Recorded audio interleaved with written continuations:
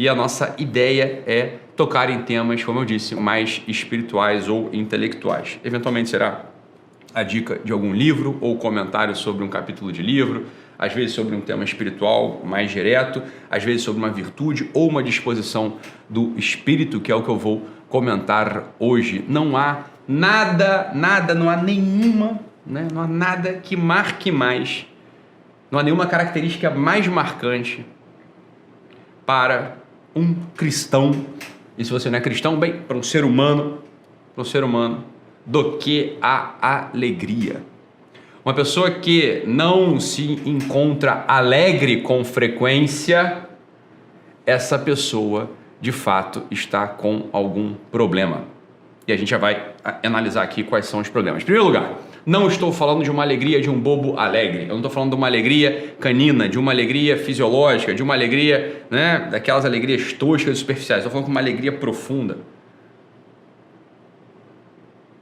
Daquela capacidade de quem, né, de quem se sabe, né, instalado na realidade, de quem sabe filho de Deus.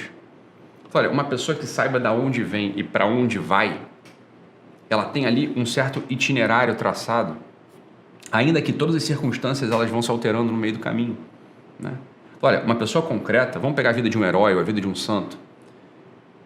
Em algum momento da vida deles ficou claro de onde eles vêm e para onde eles vão. E o que acontece no meio do caminho, toda a sua circunstância, né? Ora, se ele está na Itália ou se ele está na França, se ele está em Portugal ou se veio para o Brasil, se ele está entre índios ou se ele está entre reis, se ele está no Oriente Médio, se ele é pobre, se ele é rico, né? Se ele tem saúde ou se ele não tem saúde. Olha, isso são coisas que nos acontecem. Isso são como que acidentes na nossa vida. Isso acontece.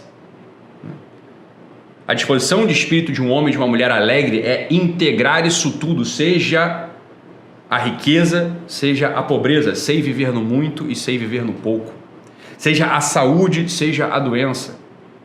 Uma pessoa que tem essa alegria interior, ela aproveita todas as circunstâncias externas, eventualmente circunstâncias muito devastadoras para a gente, né? A perda de um filho, a traição de um esposo ou de um marido, né?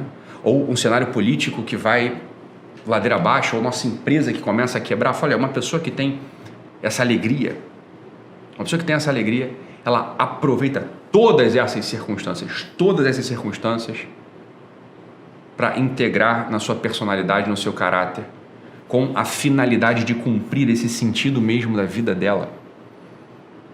Uma pessoa que saiba de onde ela veio e para onde ela vai, ou seja, de onde eu vim. Bem, eu vim da vontade e da bondade de Deus. Eu estou aqui nesse mundo pela vontade e pela bondade de Deus. Ele me criou. É daqui que eu vim. Olha, então eu me reconheço filho de Deus. Reconhecer esse filho de Deus é um dos princípios da gratidão. Uma pessoa que se saiba filho de Deus, ou seja, eu só estou na existência. Eu só vim para a existência porque teve um Deus que me pensou antes de toda a eternidade para que eu fosse feliz e santo ao lado dele, em conspecto eius. Olha, isso é motivo suficiente para que a gente esteja alegre, né? Eu sou sustentado por uma força, eu sou sustentado, né, por uma energia, como gostam de dizer. Ora, eu sou sustentado por Deus, Criador de todo o universo, que é bom, que é fiel. Isso aqui já é mais do que suficiente para a gente estar constantemente alegre. Você concorda ou não? Essa é a minha origem. E para onde eu vou? Olha, eu vou para realizar essa mesma vontade de Deus que me criou para algo, que me criou para que eu fosse feliz e santo ao lado dele. Ou seja, qual que é a minha origem? Minha origem é o querer e a vontade de Deus. E qual que é o meu destino? Meu destino é viver na eternidade ao lado desse mesmo Criador. Ou seja, a santidade. Uma pessoa que tenha claro esses dois pontos, a origem e o destino, né? A origem e o destino. Tudo que lhe acontece não é capaz de tirar a alegria, mas pelo contrário, é a alegria que integra todas as circunstâncias da nossa vida nesse projeto, que não é linear, evidentemente, mas que tem um ponto de partida e um ponto de chegada muito claros. Muito claros. Muito claros. Então, olha só, eu vos disse isso para que minha alegria esteja em vós e a vossa alegria seja plena. Alegria é a chave. A alegria talvez seja o elemento místico, o elemento ascético mais importante para um homem concreto nesse mundo, para um filho de Deus, para um cristão. Alegria, sem alegria não se vai a lugar nenhum. Sem alegria, Se é uma alegria verdadeira, essa alegria de quem sabe a sua origem e quer o seu destino, ou seja, sabe de onde veio e quer para onde deve ir. Sem essa alegria, tudo é tragédia, tudo é sofrimento, tudo é angústia, tudo é vazio, tudo é caos. Bem, cultivar essa alegria é um dos princípios que mantém a gente nessa rota incerta, nessa rota não linear, nessa rota de altos e baixos, evidentemente, mas mantém a gente nessa trajetória, nesse trajeto, que começa num ponto muito claro, anterior à nossa vontade, anterior à nossa consciência, anterior ao nosso querer, e termina num outro ponto, que aí sim, leva em consideração essa mesma vontade, essa mesma consciência, esse mesmo querer agora nossos, que se dispõe a integrar todas as circunstâncias da vida. Então, a gente vai olhar para as circunstâncias da nossa vida, todas elas, né? Se são circunstâncias de alegria, porque eu estou num bom momento, bem, graças a Deus, e que eu não me perca. São circunstâncias de tristeza, graças a Deus, e que eu saiba aproveitá-las. São circunstâncias de riqueza, graças a Deus, que eu não me torne vaidoso, avarento. São circunstâncias de pobreza, bem, que eu não me torne autossuficiente, autocentrado, desesperado. Mas a alegria, essa alegria de quem medita a sua origem e deseja o fim, essa alegria vai aparecer. Ela que sustenta a gente nas tribulações, ela que sustenta a gente nesses momentos de incerteza do mundo, ela que sustenta a gente diante de todas essas notícias que a gente vai ouvindo ao longo da semana, que podem tirar uma paz, podem tirar a esperança, podem tirar o brilho, podem tirar essa alegria de quem ainda não meditou suficientemente sobre sua origem e sobre o seu destino. Talvez a gente não tenha meditado, a gente não medite sobre essa coisa aí há muitos anos. E talvez aí esteja a origem e o motivo desse sabor meio esquisito na nossa boca. Dessa quase uma tristeza constante, um olhar assim meio, né?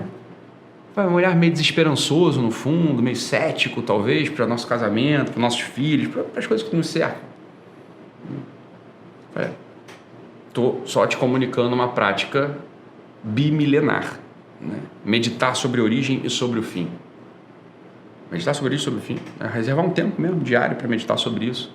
Da onde eu vim e para onde eu vou. Olha, isso para a gente não é um mistério. Isso é muito claro. Isso é muito claro. Da onde eu vim? Olha, eu vim de um princípio anterior a mim, que me conferiu o ser. E para onde eu vou? Ora, eu devo ir. Assim como tudo que é criado deve ir para a sua finalidade. Né? Esse lápis, para onde ele deve ir? Ele deve ir para um papel e para que ele escreva, assim ele será feliz. Né? Esse copo deve guardar aqui o café. Esse café deve ir para onde? Deve ir para a minha boca, para isso que ele foi criado. Né?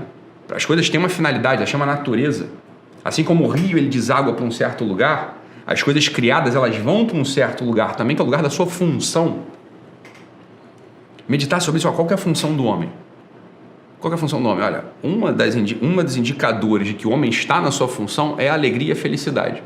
Verdadeira, plena, ampla, impassível, inabalável diante das circunstâncias de pobreza, de doença, de desespero, de falência.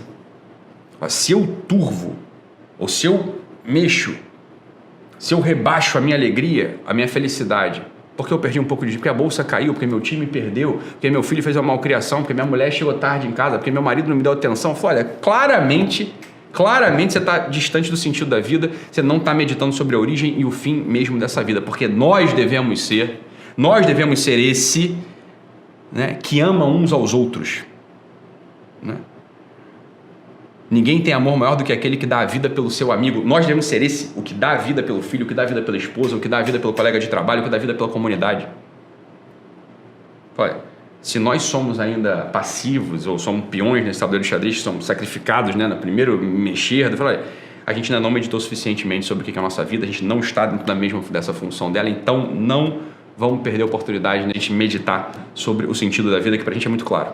Temos uma origem, temos uma finalidade, e o que a gente faz nesse percurso é articular todas as circunstâncias nisso que é uma alegria de quem se sabe amado e de quem permanece no amor.